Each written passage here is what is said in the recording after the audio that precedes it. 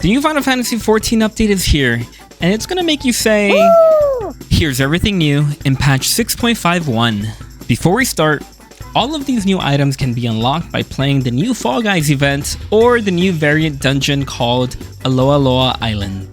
Starting with the new mounts, there are 3 in total. Yes, is the Rhino from Fall Guys. This mount is interesting because it hides your character.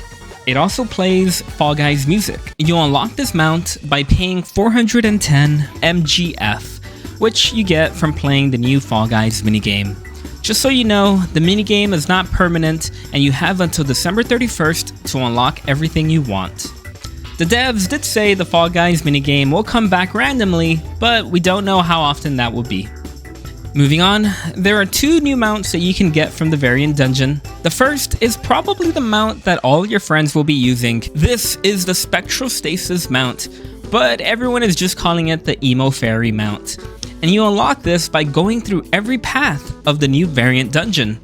There are a total of 12 paths, and you'll probably want to look up a guide since some of the paths are secrets. The second mount from this dungeon is called Croissant. And you unlock it with 100 Aloha coins. This mount is cool, and it kind of reminds me of a Mayan aesthetic. Seems like this is a tease of what we will see in Dawn Trail.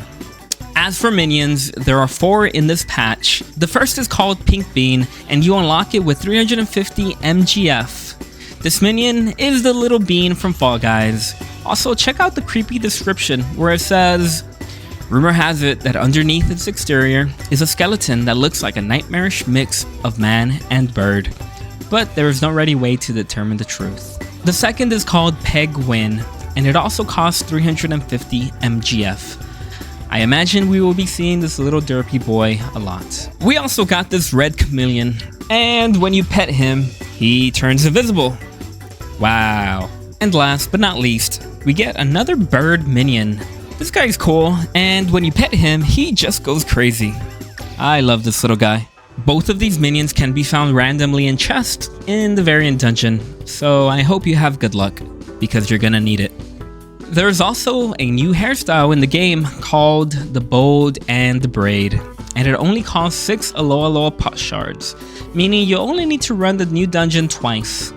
You probably recognize where this hairstyle comes from if you've completed the MSQ for 6.4. I love this hairstyle, and it looks really good on bunny characters. I know a lot of you have been waiting for a long hairstyle, although it seems like Reddit already hates it for some reason. Last but not least, we have the new flashy weapons that just look amazing. If you don't remember, the 6.4 Tombstone weapons come from the design contest way back from April 2022. These weapons have been updated to look even more flashy and cool. However, these will not be easy to get, and the average person probably won't be unlocking these anytime soon. For starters, the base weapon itself is already hard to get. First, you need to get 500 Tombs of Comedy, which you get from doing level 90 content. Then, you need 1 Hermetic Tombstone, which you buy at Ranzan for 4 Unsung Blades of Anabasios. You get these blades by beating P12 in normal version. Anyway, head over to Ranzan and you can purchase whichever weapon you want. Then to upgrade it to the new flashy version, you will need to get a group of 4 people and beat the Aloha Criterion Dungeon in Savage. When you beat the boss, he will drop an Aloha manuscript, which you can exchange for something called Elevated Esther from this guy in O'Sharlian. Just so you know, this Criterion Dungeon is really hard, and unless you have experience with Savage raiding, you probably won't be clearing this anytime soon.